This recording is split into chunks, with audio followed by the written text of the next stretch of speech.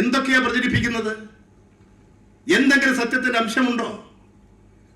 Television കാണുന്ന ആളുകളുടെ മനസ്സിൽ ഇതൊക്കെ ശരിയാണ് എന്നൊരു തോന്നലിലേക്ക് എത്തിക്കുകയല്ലേ?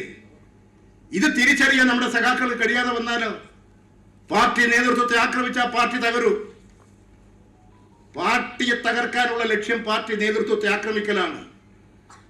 ഇപ്പൊ അതാ നടന്നുകൊണ്ടിരിക്കുന്നത്. അത് ചെറിയ പരിപാടിയിലല്ല.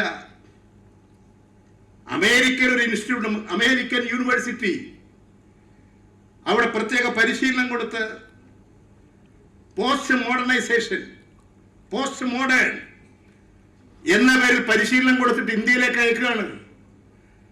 അവർ ഇന്ത്യയിൽ പല മേഖലകളിലുമായിട്ട് അവരുടെ പ്രവർത്തനം വ്യാപിപ്പിക്കുകയാണ്.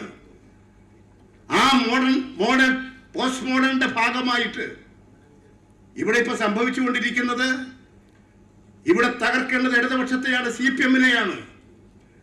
CPM തകർന്നാൽ പിന്നെ വേറൊന്നും നോക്കേണ്ടതില്ല വലതുപക്ഷ ശക്തികൾക്ക്. അതിനുള്ള കടുത്ത ആക്രമണമല്ലേ? ഈ ആക്രമണത്തെ പ്രതിരോധിക്കാൻ കഴിഞ്ഞാൽ എന്തായി തീരും സ്ഥിതി? ലോകത്തിലെ പല കമ്മ്യൂണിസ്റ്റ് പാർട്ടികളെയും തകർത്തത് അങ്ങനെയാണ്.